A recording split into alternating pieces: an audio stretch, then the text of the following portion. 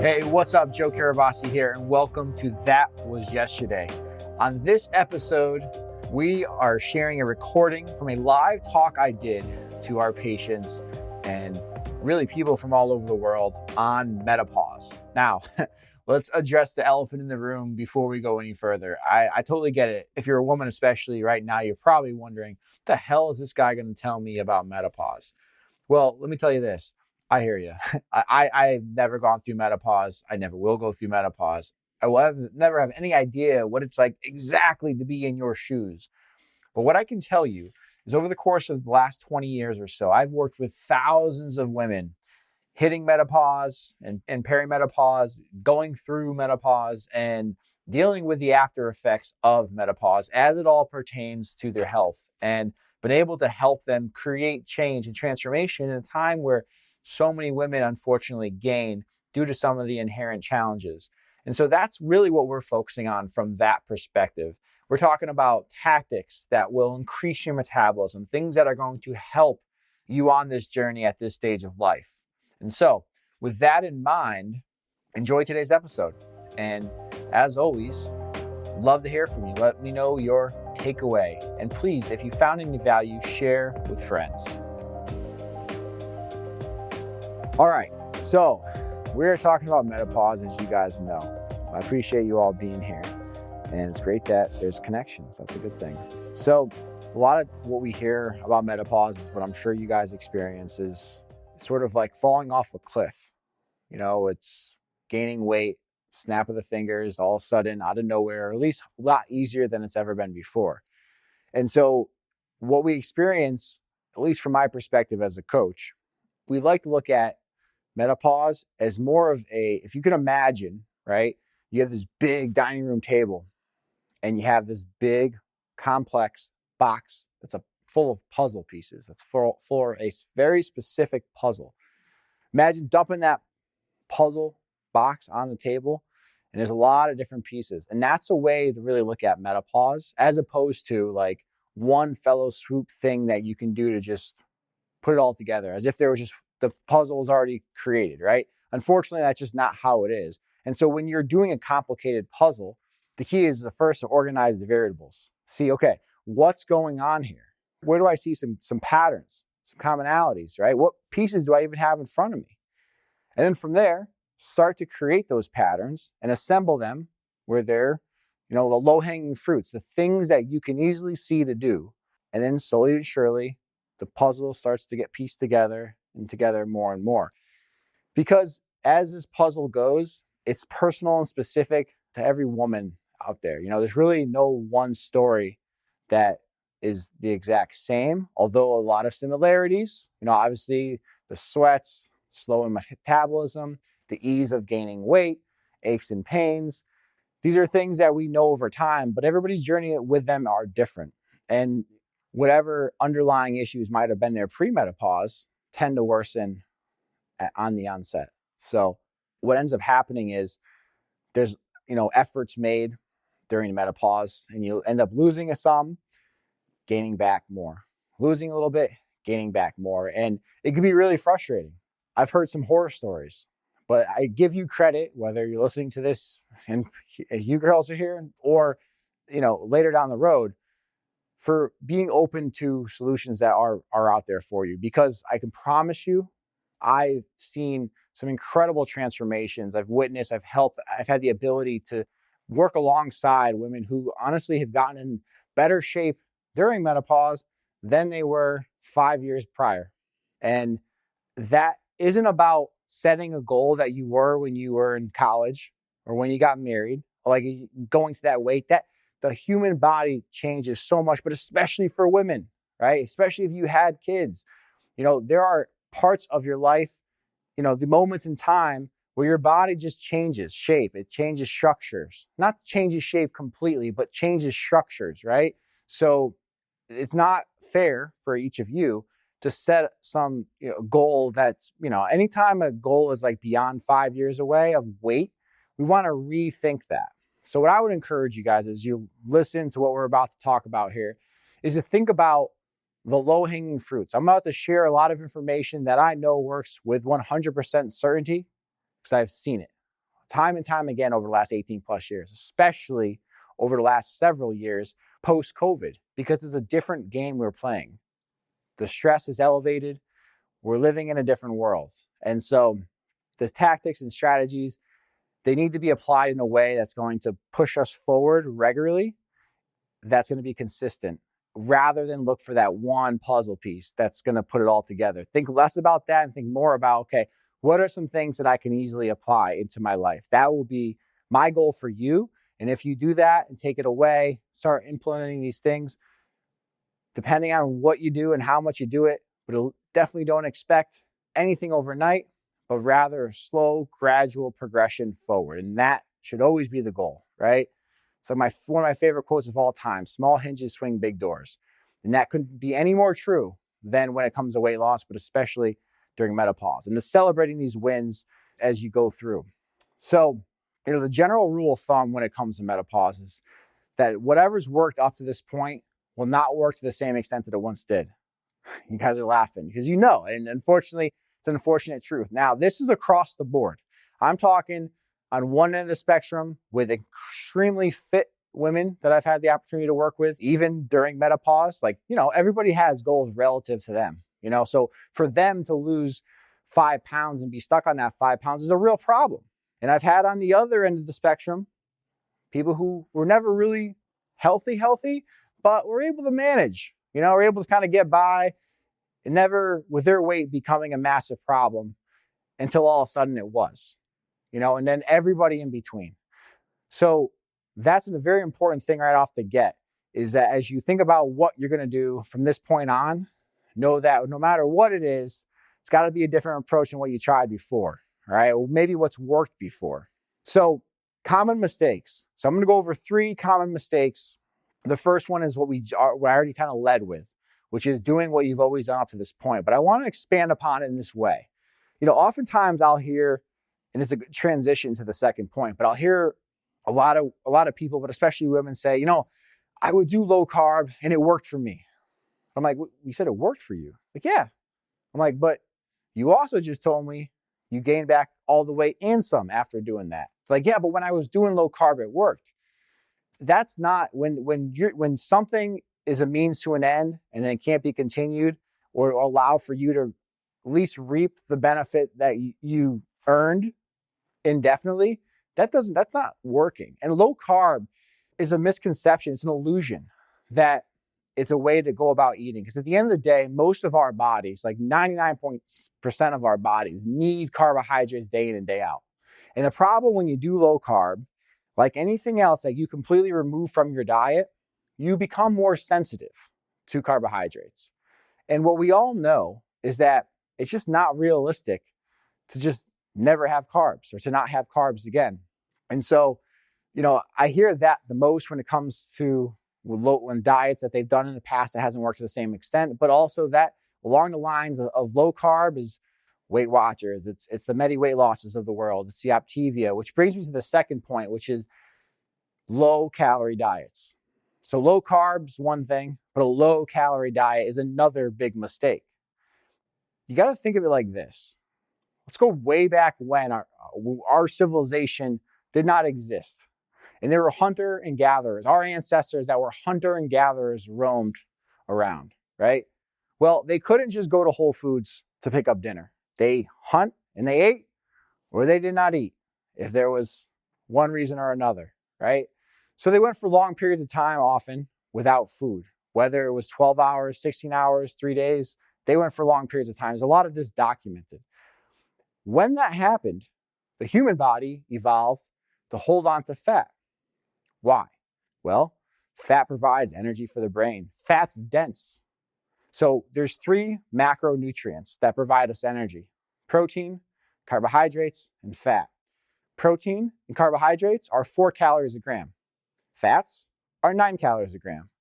That density of fat gives you prolonged source of energy. And so you can get by further with fat calories than you can protein calories. Fat also insulates us and protects us, and especially our organs. And so when they would go for long periods of time without eating, what kept them alive was the ability to hold on to fat. So you might have heard of starvation mode. You guys, you can raise your hand if you've heard of starvation mode. You ever hear of that? It's okay if you haven't. Well, the idea of starvation mode is based in sort of our evolution, which is when you go for long periods of time without eating or you undereat calories, your body hits a starvation point, in which case it holds on to fat. And here's the big illusion, is that you can be in starvation mode. Your body can hold on to fat through eating low calories, and you can lose weight. So it's kind of, it messes with the mind. You believe in starvation mode. Oh, starvation mode is 100% real. But the illusion is that because when people They started telling us that Weight Watchers, that it was, that don't believe in that. Yeah, well, let me tell you something about Weight Watchers. Weight Watchers is not a weight loss program. Weight Watchers is not a weight loss program.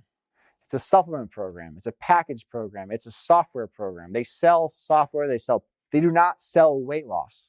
How they stay going is to get people indoctrinated in their way of eating, which, by the way, has changed several times since its induction. So why has it changed? Well, a few reasons for that. Mostly predicated around profit. What sells in that moment? They knew that their point system was garbage back in the 90s. You couldn't just tell people they could eat 100 points if it was like just pure chocolate or sugar. It has evolved slowly but surely. And if you look at their ads now, they're hitting on a lot of pain points that are sort of general things that you hear in the mainstream. You know, I don't want to get too far on a tangent on Weight Watchers, but if you've done Weight Watchers once, you did it again. And then again, back to that low carb thing.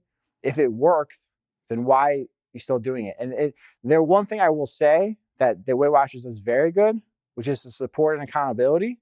But not everybody wants to be weighed in front of people. And by the way, weights, if you don't know this now, is the worst metric of composition ever. And by the way, especially for women in menopause or post-menopause. Why? Well, yes, muscle does weigh more than fat. Another problem with Weight Watchers, they don't encourage as much exercise as they should. Now, they do a better job than other programs in, like, say, Activia, which really don't encourage exercise during your loss period, which, again, is a horrible idea. And I can talk about that in a second. But when you're not exercising, your body is just not set up in a way that it was designed to be. We're designed to move. And by the way, as we know with menopause, one of the biggest issues that we experience is a slow metabolism. One of the surefire ways to increase your metabolism is through movement. That cannot be argumented, or like, that's a very well-known fact. And so to not have that as part of the plan is just a little bit crazy to me. But when we're thinking about like calories in, calories out, there are bad calories. Not to say you should never have junk food. I'm not saying that, but we need to understand that not all calories are created equal. Like, that is, again, something that you should not be able to debate. And unfortunately, there's like food sensitivity in the wrong ways now, like protecting, like I've seen an expert quote unquote on TikTok talk about how there was no bad food, how donuts are good food. And then if you look at who she's on the payroll for, it's a company that sells junk food. And she's teaching kids this. And that's a whole other societal issue. But the bottom line is like, yes, some food is not healthy. You can't say it's healthy. Now, I'm not saying you shouldn't have it, but let's just call it for what it is. It either gives you nutrition or it doesn't. It either has calories that are nutritious or has empty calories, right? So going back to the whole sort of Weight Watchers approach, yes, 100% do I believe in starvation mode, because we know it to be true. I mean, I can't tell you how many women I've worked with who've had this issue. And what happens is, over time, your metabolism gets damaged. It slows down. And that's a problem if you're 25. But it's way worse of a problem when you're entering in, or you are in, or you're finishing menopause, because that's already inherently slowing down your metabolism. So we need to think of eating in a way that's going to increase our metabolism. And I'll talk about that later on. But again, part of this low calorie culture is like, when I say culture, like that's kind of like the weight loss culture. Like, if you're going to lose weight, do a 1,200 calorie diet. Why 1,200 calories? I don't know. That was the internet created that. There's no reason why everybody should do a 1,200 calorie diet, right? But it's something a lot of people do. Plans like Optivia, same sort of issue. Now, I get it. Some people get really good at results on Optivia and some don't. But long-term wise, You're not learning how to eat by eating packaged food. And I say packaged food, I mean Optavia branded shakes, Optavia branded bars. Like again, they are not a weight loss company. They are a supplement company. Their goal is to sell you supplements, sell you food, not teach you how to eat. Which, by the way, there's a pattern here, right? Not actually getting to the crux of what works long term, which is in part education. Think about what knowledge we grew up with as far as nutrition. I mean, I grew up in a food pyramid. Do y'all? And wouldn't you know, in a food pyramid, the very base of the food pyramid, isn't it amazing to look back at that food pyramid? What is it, the base 8 to 12 times a day? White bread, cereal, starches. Now, you're going to tell me, when I grew up in the 90s, they did not know that wasn't good for you? Come on. What it was all about? Commodities. Selling commodities. Food, supplements, weight loss. There's so much more going on than what it's intended to do. And then what it happens is it takes advantage of people who are going through crisis, internally and externally. And that shit drives me crazy because it only leads you down a path of misery, yo-yoing. You know how many people have lost 100 pounds? Way more than you know. And unfortunately, it's the same 100 pounds over and over, except they lose 10, they gain 15. They lose 15, they gain 20. And it goes back and forth and back and forth and back and forth. You know, I just had a woman, she started one of our programs here. And what I told her is I tell everybody, is like, look, when you follow our plan is about increasing your metabolism. It works. It's been iterated since 2010. It works. But it will only work to the extent we are able to make it fit your life. If we can't do that, we have failed. However, we can't do that alone. It's a two-way street. And this is kind of like a part of this whole discussion, which is you have to learn how to eat for you and for your body. It's not something you hear companies like Weight Watchers say, because they don't really teach you how to eat. They teach you how to eat in their system. Why do they teach you how to eat in their system? Because they want you in their system. Same thing with Optavia. Why they want you in your system? So that you have to buy more packages, buy more foods, buy more of their stuff. What I'm suggesting, what I offer to people, when I get people to try to do, and look, I don't care if you do this for me or anybody else. So it's not like, hey, just do my program. No, it's not that. There's a lot of people who have well intentions out there and who can help you. But to think that you're going to lose weight, whether in menopause or just being an overweight 25-year-old, without learning how to eat and keep it off, is just wrong. And when I say learning how to eat, that's not learning how to eat following a point system. It's learning how to eat for your body in a way that you can sustain over time, no matter where you are. You're going to a restaurant with 5 options on there, knowing what to choose, knowing how to eat in a way when you're on the road, knowing how to walk into a restaurant and eat off a menu, and knowing what your hunger symptoms truly are, knowing how your body responds, knowing how to keep your metabolism elevated. But again, it's not a selling point that a lot of these companies talk about because it takes work. You've got to put in the effort. Like, I can only help that woman I'm referencing to the extent she communicates with us what's not working for her, what challenges she has. And so this is kind of off subject a little bit, but it's very, very important whenever we're talking about food to understand that to keep weight off long term, you have to learn how to make it work for you. And that's asking questions, that's stumbling, that's not knowing what to do. And it's really hard in this world, especially for baby boomers, I feel like the worst, because there wasn't any education when they were growing up, good education on nutrition. And now there's an overabundance of information. Do keto, don't do keto. Do low carb, don't do low carb. Do paleo, don't do paleo.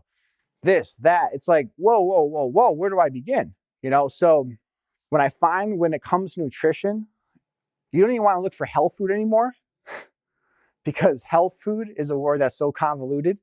You go into a grocery store and health food is promoted as food that has a lot of fiber, protein, good fats, good omegas. That sounds really good, right? But then it's on a box and you're like, why does this cracker have 10 grams of fiber? Because it's fortified to do that. Why is it fortified to do that? Because the companies know that people are looking for higher fiber. So that's not healthy. It is, but it isn't, right? So we want to think of food not about health, but more about like, what do we know that you cannot argue that's going to be good for your body. It's going to increase your metabolism naturally, not something, and so things that are further removed from being processed foods. And it's not to say that you can't enjoy processed foods, but again, understanding how to get the nutrients you need through real food and specific supplements. Now, there are some supplements I do recommend people take, protein. Women, especially, and I'm going to talk about this as you move through, but a big issue women suffer with, especially with menopause, is not getting enough protein. If you don't get enough protein, you're going to be up against nature in a very bad way. There's something called sarcopenia that takes place. It's a natural degeneration of muscle tissue over time. I'm going to talk more about this, but it's hard for you to eat the amount of protein you need. And so in that case, protein supplementation is good. I think collagen is another really good supplement. It's good for your bones, your hair, your nails, your muscle.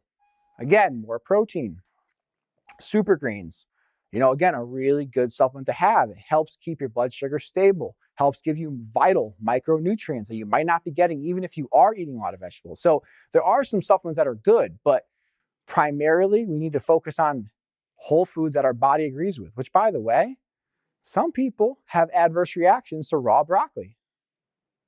So again, this goes back to learning how your body eats. If you're going to follow a plan that's going to say, hey, just eat raw food. So then you go to eat raw food and you're getting a lot of bloat, a lot of gas, you're not feeling good. Guess what? That's not the right approach for you. It might be for other people, but again, it goes back to that individual element of it all. Remember, it's your individual puzzle we need to put together, not the standard puzzle you buy at the store, right? And it is complicated, but I'm telling you, it's not as hard as you think, right? However, I like to highlight that it is a challenge because too many people set themselves up for failure. And one of the best things, if you take nothing else away from this talk, the best approach that you can take in your health or anything else is at any given point is to be very honest with yourself with what are my goals and what are my commitment level. In other words, what are my expectations compared to what are my behaviors? And if you are setting yourself up in a way that I need to do this, I need to do that, I need to work out an hour a day, I need to eat perfectly, I need to do all these things, and your behaviors don't show that, but your expectations demand that, you're going to find yourself up Schitt's Creek without a paddle. And it's going to be a miserable situation, which also, by the way, can lead to yo-yoing. And so, number two, I know we went a lot of tangents there, but number two, the mistake a lot of women make, especially when it comes to menopause, is highly restrictive, low-calorie diets. And highly restrictive is an important word. I can't tell you how many women I sit in front of who feel guilt to want to have a few glasses of wine on the weekends, or who want to be able to have ice cream once or twice a week. Again, is ice cream healthy? No, it's not. Let's call it for what it is. It's not healthy. But does that mean that you shouldn't have it? No. But it goes back to that whole behavior and expectation. You can't have it and expect to get the best possible results as if you weren't having it, but it doesn't also mean you shouldn't have it. Does that make sense? So just know that as you're approaching what to do next, think about it from the lens of what do I want and what am I willing to do? And there is in between the wants and the willingness is where you need to focus on, and then keep going down that path. Because if you just cut out too much of what things that you like and you follow a plan that's not going to be realistic, you're going to end up in the same yo-yo pattern, and again, you got to learn how to make it your own. Because if you don't make it your own, it's going to be a miserable experience. It's going to be the same movie over and over and over, like the continuation of Weight Watchers after Weight Watchers, or diet after diet after diet. It's got to be about you and what works for your life. The third option that women experience, that is a mistake, I should say, not option, but a big mistake I see often, is when it comes to exercise, is just doing cardio only or light weights. Now, I mentioned sarcopenia a moment ago. Sarcopenia might as well be called aging, but for women, it's much worse. So I mentioned it's a natural degeneration of muscle tissue over time, which... Same as atrophy? Well, atrophy is when you lose muscle. So it is and it isn't. Sarcopenia is something that everybody's my daughter has a level of sarcopenia, very, very small level, but with age, it accelerates, meaning you lose muscle rapidly as you get older, especially for women. And so The more muscle you lose, the more body fat you'll generally have. They are inversely related. And the more muscle you lose, the slower your metabolism is. Muscle is metabolically active. 1 pound of muscle burns 50 calories at rest. So I get really fired up when I see plans that are like, yeah, don't do any exercise. Just eat our low calorie plan. Eat our low calorie foods that we provide. But don't do any exercises. You don't have the energy. In what world does that make sense? Let's just stop and think about that for a second. To lose weight, because you're not losing as much fat, you might be losing weight.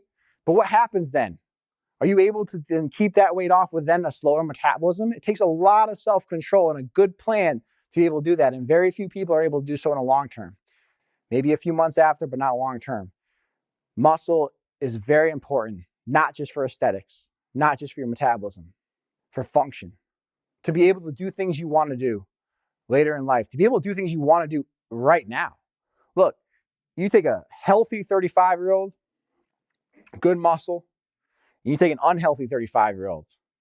Like, in other words, I shouldn't say unhealthy, but for this sake of comparison, a 35-year-old, option A is 35-year-old who eats pretty clean, works out regularly, no disease, nothing. Option B, 35-year-old who doesn't eat clean, who doesn't exercise, but doesn't have any real disease either. You take those two individuals, and let's just say they both go skiing, and they both tear their ACL. Which individual do you think is going to have an easier, quicker, and faster recovery? The one who has muscle. And that's, one thing to think about when it's looking at a 35-year-old. Now you just magnify that when we're talking 65, 75, 85. And by the way, muscle is one of the best investments you can make. It's like if you were to, in the 1970s, invest in real estate in Santa Monica, you would be a billionaire by now. Maybe not a billionaire, but you'd be a multi-millionaire because no one was really buying at that time. And beach fronts. Well, Connecticut Shore is a good example. Can you imagine buying a house on a Connecticut shore in the 1970s compared to now? Now, where's the correlation with muscle? It's compound interest. The more muscle you build, and over time you regularly maintain through use and exercise, the faster your metabolism gets over time. Meaning, you can get away with a lot more. You can have your cake and eat it too, in other words. Your body will burn off more. Your body requires more to function. There's something called BMR, basal metabolic rate. That's the amount of calories your body burns laying on a couch.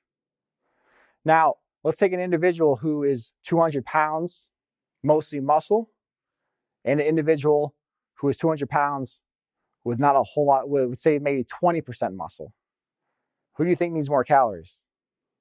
The person who's way bigger but less muscle, or the person who has muscle? The person who has muscle. Why is that a good thing? Well, you don't want to store calories by looking at a chicken wing. Obviously that doesn't happen, but a lot of women especially will report that experience. Simply like having a little bit of something is going to increase their fat storage significantly, right? So that's where it goes back to like more muscle helps your metabolism, higher metabolism helps keep fat off, keep fat down, which in turn helps keep you leaner, especially as you go through menopause. Because look what we're talking about here. We talked about the puzzle, right? Another example I could use a lot is an anchor. If you think about you're on this boat of, let's say, this journey through life, but think of it as a boat in the ocean. And one anchor is a big one, a natural one that's just there. It's called menopause. It's going to slow your metabolism down. You can't stop it. You can do what you can to control it, right? But then, if through a low-calorie diet, you're slowing your metabolism down through that, we're dropping another anchor in the water. Then, we're not doing any sort of resistance training, so we're losing muscle over time, which in turn slows your metabolism down. We're dropping another anchor in the water. So now, instead of one anchor to deal with, we got 3. See the difference there? So like, I'm always of the belief, like, do what you can. Focus on what you can control. In my mind, it's insane not to, right? And I think a lot of it times it just comes down to maybe, the information not being out there. It's a confusing world we live in. I don't know. But what I know is this. To sum up the mistakes, If you think what you've done up to this point will work in the same way, you are by definition insane. Now it's funny, you've all heard that quote, right? Like doing the same thing over and over and expecting something different is a definition of insanity. Funny thing about that quote is like they contributed it to like Benjamin Franklin, to Einstein. Like I don't know who actually said it, but if you look it up, there's a lot of different authors. It's interesting, but it's a good quote and it's true because you show me one example in anything where you do the same thing over and over and you expect a different result. Like when does that actually play out favorable? I've never seen it done, but menopause is sure as hell won't either. Next thing, high calorie, low calorie, super restricted diets do not work. They might work short term. Yes, you might lose 30 pounds through Optavia in 3 months, but are you able to keep it out in 3 years? What about in 3 weeks after? Because again, your body becomes more sensitive when you completely cut things off. And look, I'm not saying you should have gluten. Some of us have significant realities to gluten, but it's also not to say you shouldn't be able to ever have carbohydrates or to be able to have sweets or whatever it is that you want to have. But if you're going to have those things and your metabolism is slower because your body is in starvation mode, then you're going to pay the price, right? The other thing is, when you think about exercise, you should definitely think about walking. Walking is so good to do. It's like free, literally is free, but it's also free from the perspective of that exercise that I'm referring to of building muscle comes with a cost. Your body has to recover from it, right? So there's that. Your body doesn't have to recover from walking. So everybody, without question, should at the very least be walking. But to that end, using weights in some capacity, I don't care if it's 5 minutes a day, because you need to build muscle during this time. So let's talk about increasing your metabolism, shall we? Fasting. Fasting is a great way to increase your metabolism. Now, fasting can be done different ways. Intermittent fasting is all the rage right now, and for good reason. There's a lot of studies that show not just does it help burning off extra calories, but it also helps the brain as we age and various other things. Now, let me just say this first and foremost, because this happens when things become hot and trendy, which intermittent fasting is now. It can almost become, or it can almost feel like it's what you have to do. And I want to be very upfront to say it's not what you have to do. You do not have to fast, okay? But I am going to tell you, it works very well. And I've been doing fasting, not just for myself, but for almost all of my clients for way before this became a trend. So I can tell you what works and what doesn't work. And when I talk about intermittent fasting, let me just first define it. Intermittent fasting essentially is the general protocols is 12 in general, right? There's different elements, but 12 to 16 hours without eating. So you eat dinner at 7 o'clock, 16 hours later, you have your first meal. Now, some people will argue that if you have water, you're breaking a fast. Some will say if you have coffee, you're breaking a fast. Some will say if you put collagen in your coffee, you're breaking a fast. There's different degrees of it. And look, they're not wrong. But here's my take on it. And this isn't just my take because I'm having an opinion, because I have a microphone, or because I want to be controversial. It's not that. This works. I see it work. Not just me, but like hundreds of people. Like it works of all different types, which is you can have water during your fast. You can have coffee during your fast. And yes, you can put collagen in your coffee during your fast. Now, why would you do that? Well, what is one problem women have when it comes to nutrition? Getting enough protein. So if you have an 8-hour window where you're eating, the reality of you getting 0.8 to 1.2 grams per pound of body weight of protein within that period is very slim. It's hard to do. And by the way, strictly protein calories is going to do very minuscule to your actual fasting efforts. It doesn't take a whole lot for your body to absorb powder. All right. And I even have people have a protein shake. I'm talking protein. I'm not saying like protein, bananas, this, that, the other thing. I'm saying just strictly protein during an intermittent fast as well. Now, again, people will say, well, that's not intermittent fasting. I don't care what your definition of intermittent fasting. I'm just saying what I know that works. Because here's a problem. Well, there's a lot of problems in intermittent fasting. The first is that everybody needs to do it. No, that's not true. Not everybody has to do it.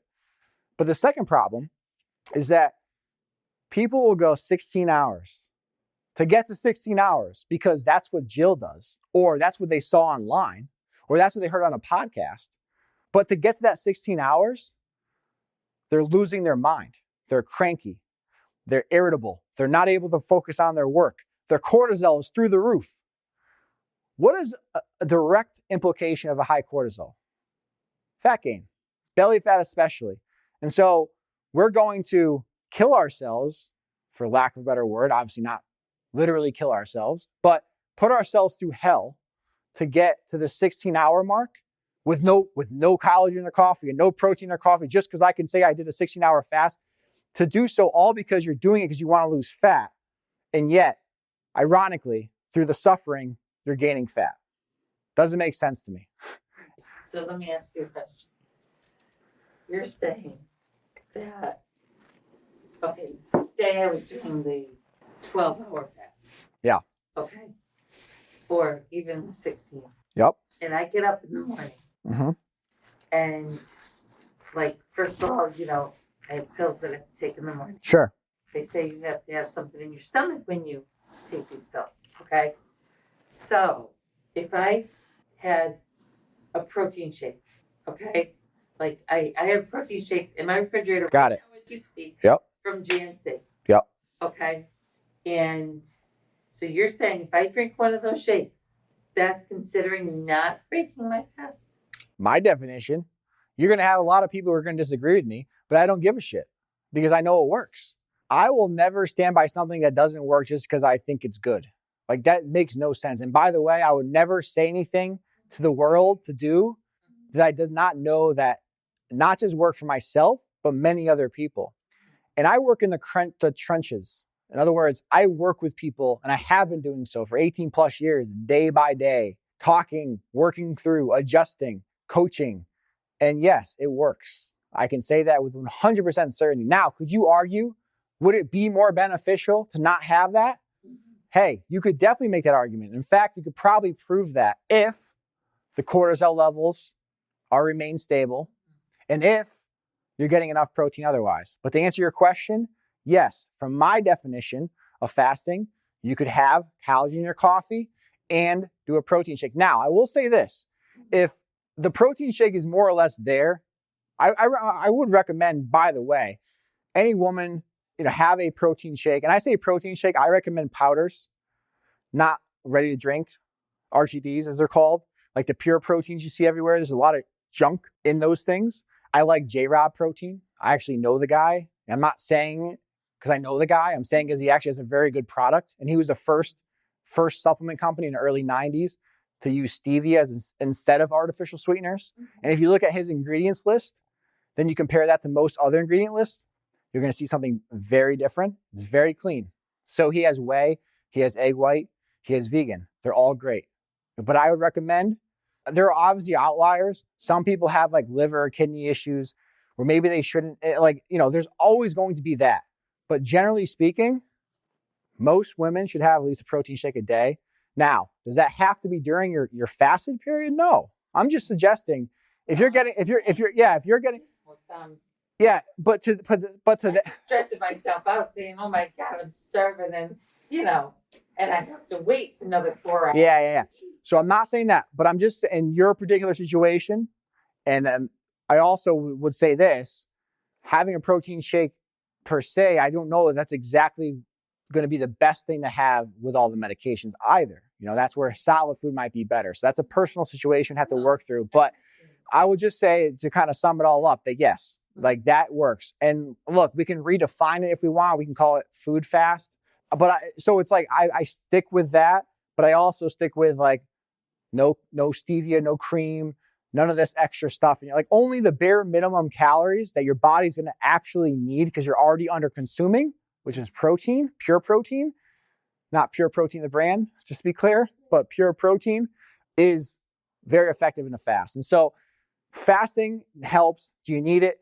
No, but it definitely will speed things up. Now, my wording for intermittent fasting might as well, like I look at it as like metabolism manipulation. If you want to manipulate your metabolism, you can do so by fasting. In other words, let's just say, I'm a natural bodybuilder, and if I'm competing, I'm on plan. But if I'm not competing, I give myself grace. I recommend everybody give themselves grace. If I want to have what I want to have on a Tuesday night, whatever that is, and maybe it's a lot of it, likely because I didn't get enough calories that day, and also because maybe I have my cravings as well, I can dramatically, and not just me, because again, this works for other people, have what you have, but okay. So I'll do an 18-hour fast the next day, 20-hour fast. Or if you're having a Thanksgiving dinner, you're eating double, if not triple what you normally eat. Do a 20-hour fast the next day. That is a proverbial, like, how you can have your cake and eat it too, is using fasting as a tool. Now, you could also do it regularly, but something about fasting that never really gets talked about, which, by the way, there's one other mistake people make with fasting. I'm going to kind of move on to another type of fast. Another thing that people don't talk about with fasting is that it's very hard to get the amount of, I talked about with protein, but it's very hard to get the amount of calories your body needs in an 8-hour window. So you have to be strategic about it, which again is why you definitely want to make sure to have collagen, protein before, if you do have trouble with that. But a part of fasting that not many people talk about is what it does for your internal organs. We talk about the fat loss benefit, but indirectly, you can lose fat by resting your internal organs. I don't care if you eat chicken, spinach, broccoli all day, every day. Your organs are stressed eating that stuff. They're fibrosis, protein, vegetables are hard to break down. If you eat like crap, you eat a lot of genetically modified foods, or you drink a lot of genetically modified foods. Like, in other words, someone today was telling me how she doesn't drink water, but she drinks flavored sparkling water. And wouldn't you know, this flavored sparkling water, that, by the way, is yellow or lemonade color, whatever that, not yellow, but lemonade color, which is like, water should not be that color, right? There's got to be something in it, but there's no calories in it, right? And it tastes really sweet. Crystal Light tastes really sweet. We can fool ourselves into drinking this stuff. If it has low calorie and it tastes sweet, that's a problem. And yet, and again, I'm going off on a tangent, but it needs to be said, which is, I will hear people complain about the amount of sugar in fruit and how fruit's going to make you fat, and yet they'll drink these Crystal Lights or whatever they are. For the record, nobody's ever gotten fat by eating fruit. Now, look, if you eat a lot of carbs, should you watch maybe not have a banana in addition to all the other fruit? Yeah, if we can definitely work with that. But eating fruit is not a bad thing to do, okay? Especially considering what most people eat anyway. So eating a 100-calorie pack that's all calories that your body doesn't know how to process, but it's 100 calories and it has no sugar or 2 grams of sugar, is not better than having an apple that's 25 grams of carbs. That's not a better comparison. And yet we're indoctrinated that it is. Why? Because food manufacturers are making a lot of money through processed foods. There is not as much profit in fruits, especially when you do it correctly, organics and stuff like that.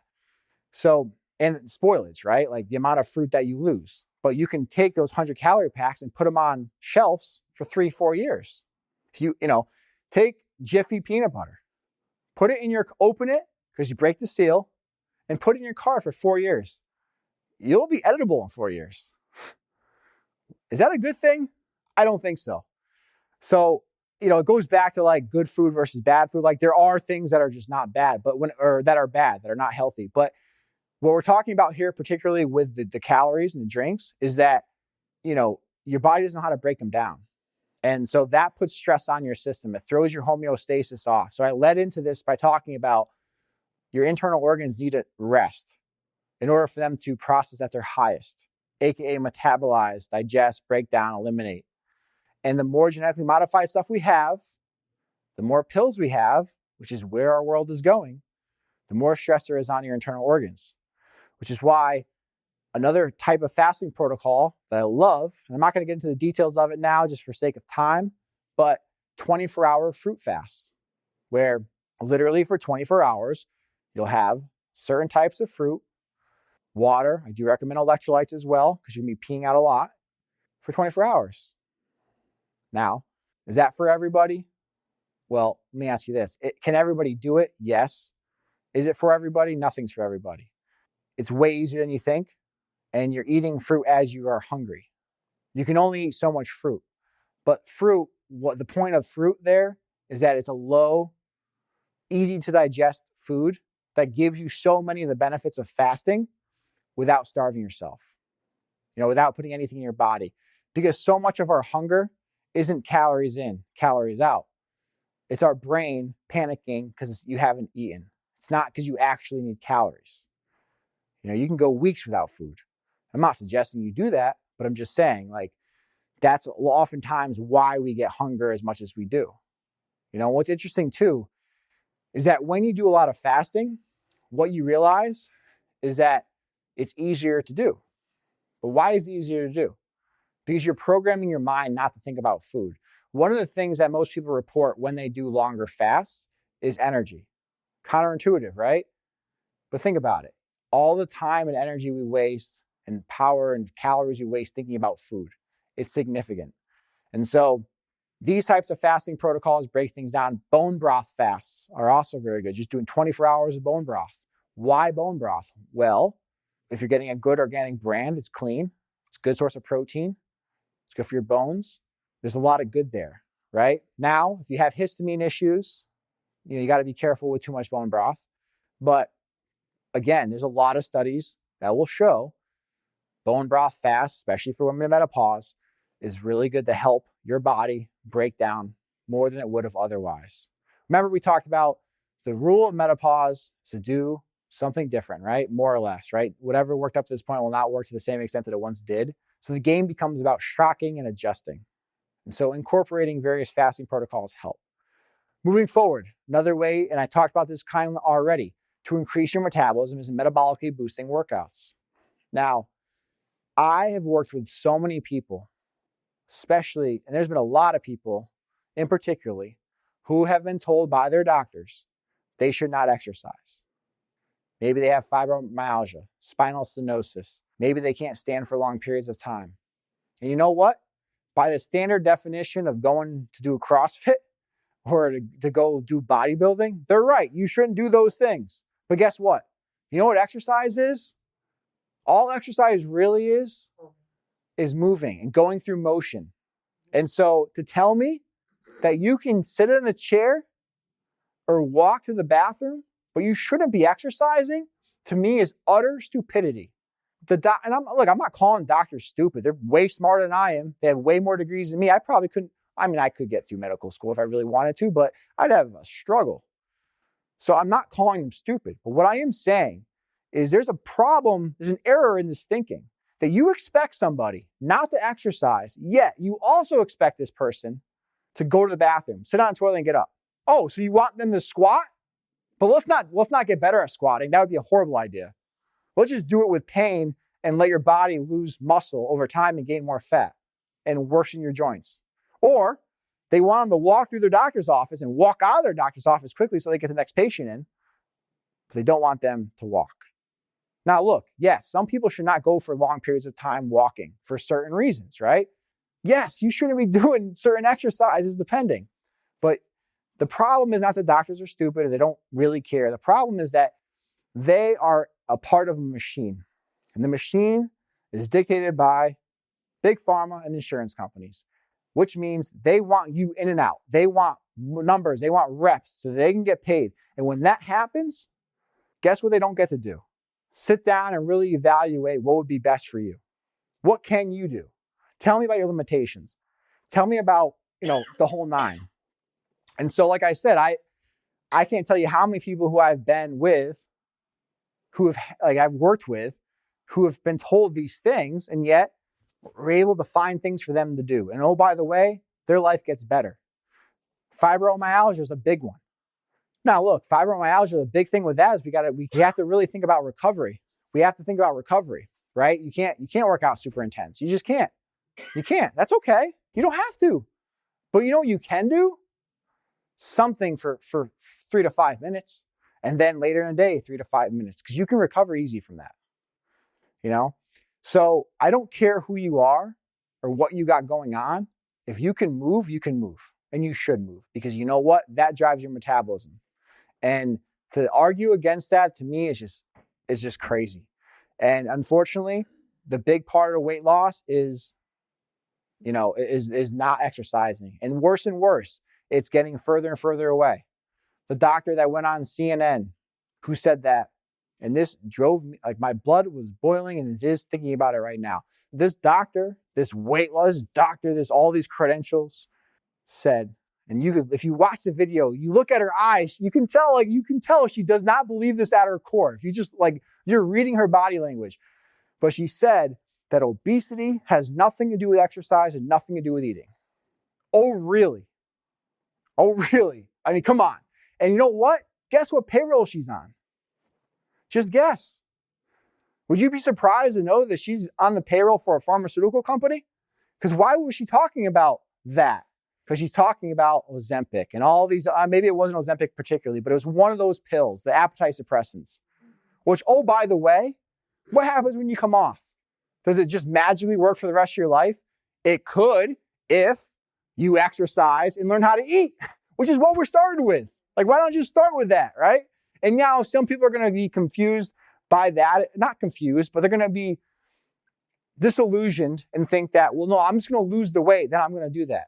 They don't want a quick fix. But if that's the case, then why do most weight loss surgeries go awry? Why do most people do weight loss surgeries gain the weight back? Because it's way harder. It's way harder, right? And so we're moving in this direction away from movement because of profit. And I'm all about capitalist society, but what pharmaceutical and insurance companies are doing, it should be criminal.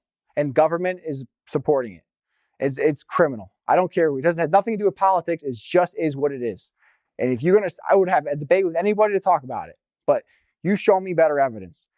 And I work with a lot of people. I sit down with people. I talk to a lot of people every day, all day, and I hear what I hear. It's not my opinion. This is what's going on in the world. And I also know what happens to these same individuals so you tell somebody that the reason why they're overweight, not because of anything else, but something in their brain they need a pill for. Is that empowering? Is that good?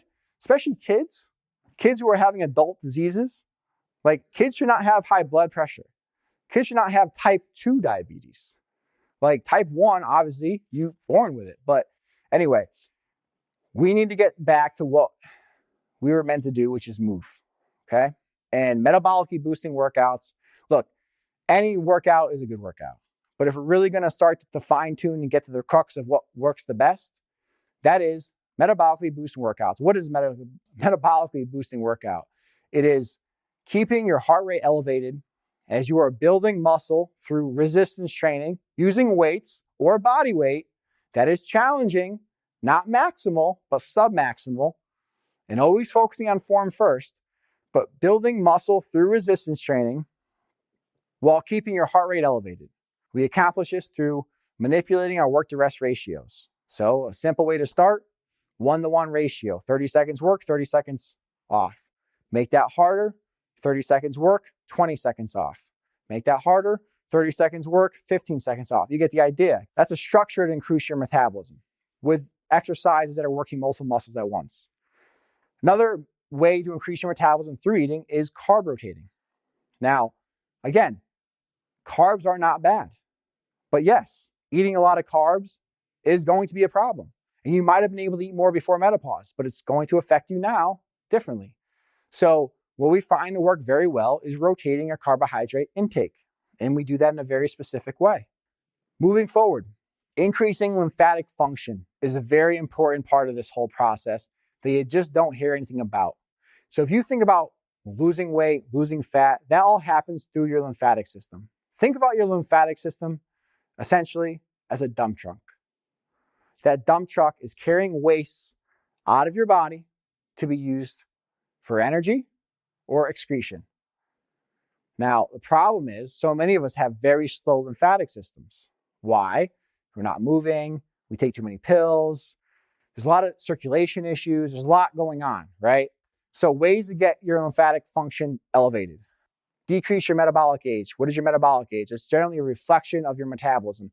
The slower your metabolism is, generally the slower your lymphatic system is.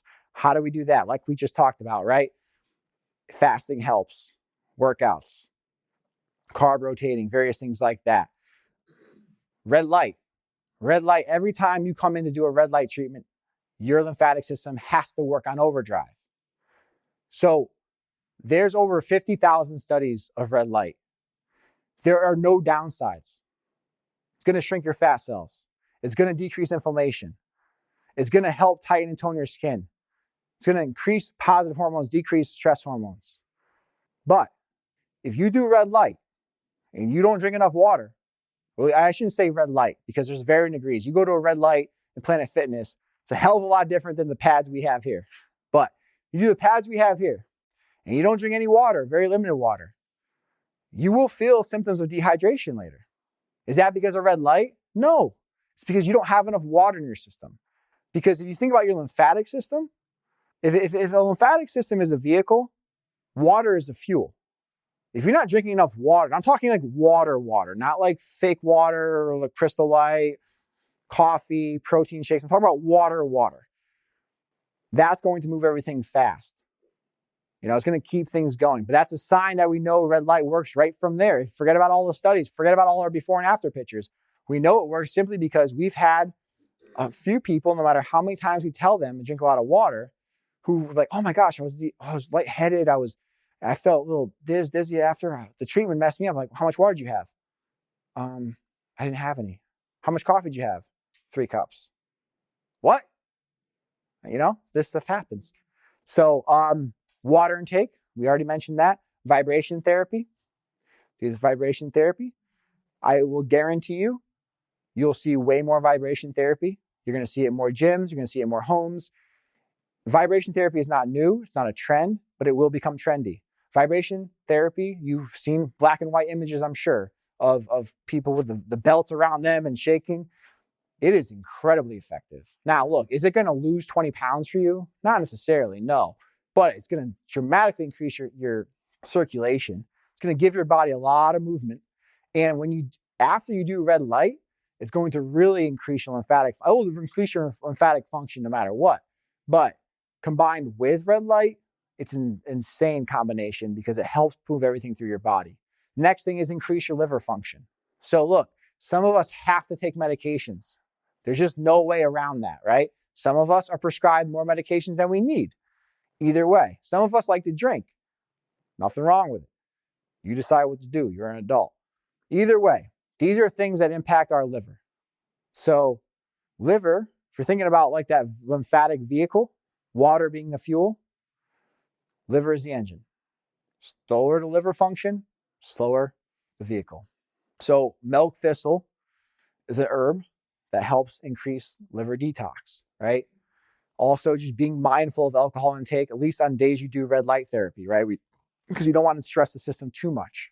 I'm a rare coach in the sense that I don't tell people to stop drinking. I just say, look, if you're going to want to have some drinks, let's set an allowance that's going to be favorable. In other words, that you'll be able to stick to without feeling miserable.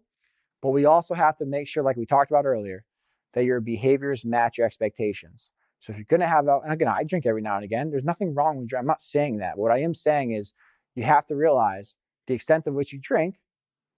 You can't expect to have the best possible results if you're having alcohol regularly. I mean, you can expect that, but it's just crazy. Like, go for it. You're going to lose your mind. So another thing, we talked about movement, increasing lymphatic function. Dry brushing. Dry brushing is very big in the Eastern world, but basically you stroke a very specific type of brush. You guys can see on the way out, we have them here, towards the nodes within the lymph system. So they're arrows. It's not just up, it's not just down. It depends on a part of your body. But what that does is it decreases inflammation, it increases circulation, and it also increases localized lymphatic function. And so we have women who come in and want to work on their legs, or they want to work on their stomach, or whatever it is. We recommend, in conjunction with our pads that wrap around those areas, dry brush. And in general, it's very good to do. We do it on horses. We don't do it on ourselves. And we don't just do it on horses for their coat. That is a part of it, but it's also for lymphatic function. So as we talk about all of this stuff, it's very important to talk about shortcuts, because I do think that's important. Not from the perspective of look, you're going to learn how to eat. You got to exercise more. And in so doing, It's a slower process. But if you can do it and increase that process in any way you can, that is holistic, it's recommended. That is 100% why I got into red light therapy, because it is a holistic body contouring option that works extremely well. I would never sit down in front of anybody and say, just do red light. Don't change the way you eat. Don't exercise. Hell no. Never do that. But especially when you do some exercise and you eat decent, it accelerates. It's like pouring gasoline on the fire. And so what we do with wrap pads around your target areas, you do your treatment, it's relaxing, brings your hormones down, your stress hormones down, your positive hormones up. It puts you in a state of parasympathetic nervous system. Most of us operate in sympathetic nervous system. Now, post-COVID world, weight loss is way different than it was pre.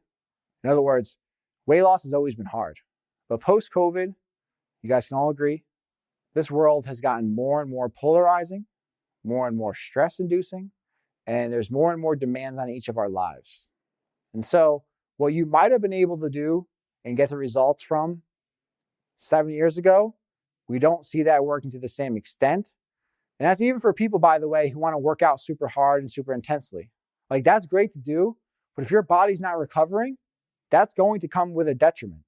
So I'm not saying, like, you got to think about recovery, which again brings you back to red light, sauna use, cold therapy. These things holistically help your body recover. The difference with red light is it helps your body burn.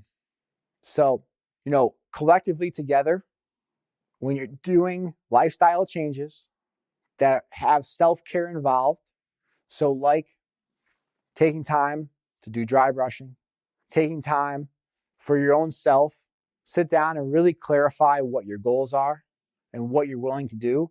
So many of us move throughout the day and day out, week in, week out, just knowing we got to lose weight. I got to lose 20 pounds. I got to lose 30 pounds. I got to do all these things, but not really taking the time, just a little bit of time to actually articulate what exactly it is that they want to do and what they're willing to do to get there. And if what you're willing to do is enough by yourself, then you need to do that. But most often, what you're willing to do is not what you expect. And it's important you have that self-care, that grace within yourself to say that's okay. But you just got to change your expectations. And so wrapping this thing up, I really hope, if we can take away anything from this, is just that if you want change, without question, you can make change. There's literally nothing that can prevent you from doing that but you. You are the only one. What you don't want to have happen is to let the negative forces within yourself, I call them ants, automatic negative thoughts, things that come up that rationalize why you can't, shouldn't, and won't, get in your way.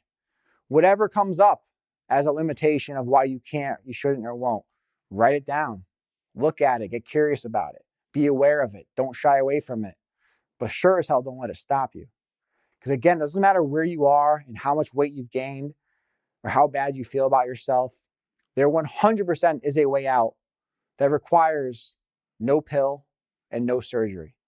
Going back to what we talked about with a puzzle, you have to think of it like that. And if you do, and if you start to look for those low-hanging fruits, if you take one thing away from this discussion tonight, and you start applying that regularly, and you start applying more things going on thereafter, you will notice change.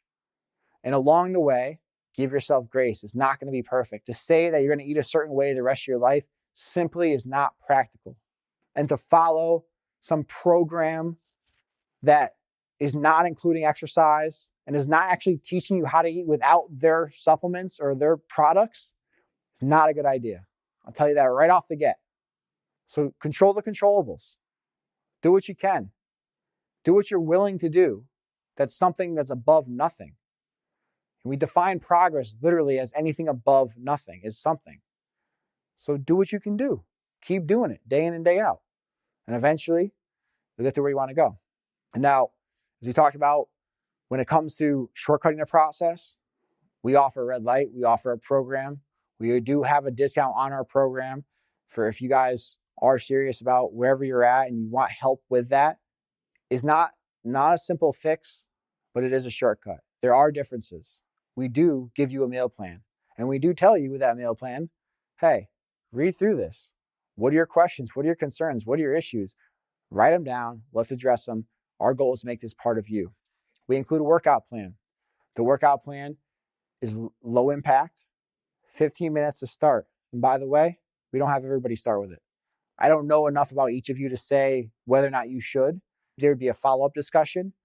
But we have people who we don't start off with working out because they have a lot of physical issues, but we move them in that direction. If you're starting off eating horribly or bad and no movement at all, simply doing red light, making a few nutritional changes, and doing a vibration plate is going to make a significant difference. And once you do that in a few weeks, then we add in, okay, maybe we don't start you with 15 minutes of exercise. We'll start you with 5. And then we get you doing that for a few weeks. And then we increase it. So it all depends on where you're at. But the goal is always adding more movement and showing you how to do that, as well as how to eat for your life. The program also includes lymphatic drainage kit, which is the dry brush, the milk thistle, the waist trainer. I didn't talk about waist trainer previously, but it doesn't really increase your lymphatic system. And if you don't do red light, I don't recommend for you to ever do it, because a waist trainer does not train your waist. It actually does the opposite. It weakens your core. So you might be wondering, why the hell are you telling me to do it? Because when you do red light, your cells are leaking for 24 to 48 hours. Our red light, they're not all created equal. And with that, wearing a waist trainer in those intended areas, stomach, thighs, arms, is going to squeeze more out of the cell. Just imagine like the toothpaste tube where there was nothing coming out, but then you went and you squeezed more and more came out. That's what happens with waist trainers. So if you do exercise post-treatment within that 24 hours, just don't wear the waist trainer, which we recommend. You should move as much as you can. You're going to get better results. But you don't wear the waist trainer when you sleep. You don't wear it through exercise. The other thing that we offer with all of that sort of structure, the onboarding call that we go over the meal plan, midpoint meetings to sit down and go over your progress, endpoint meetings for the same, and then weekly accountability check-ins to make sure that you're on point. For you to bring up, hey, I'm struggling with X. I'm having an issue with Y. So that we can help you along that path, identify what those issues are. Our most effective weight loss program is generally our 20 treatment package. When you think about red light, generally speaking, in terms of how many treatments, it's generally speaking a reflection of how much weight you want to lose. You want to lose 20 pounds, looking about 20 treatments. Like I said, there is no downsides of red light, but if you're going to look at one, it's that it's not like surgery. You don't just go in once and cut off 50%. Like, it's holistic. It takes time. Obviously, the number could be more or less, but basically we have 10 pack, we have 20 packs. Our 10 pack for our 3 spots, so 3 body parts. Any 3 body parts we can cover. Most people do stomach, thighs, arms. There's obviously no pressure to do anything. And if you did a lot of what we talked about, you'll see good results. Because red light is one of those things that's going to help shortcut the process further. Thanks for tuning in to That Was Yesterday with me, Joe Carabase. And remember, every step forward is progress. We'll catch you next time. And in the meantime, if you found any value from this episode, please share with friends and go ahead and give us a 5-star review. I appreciate you. Talk to you soon.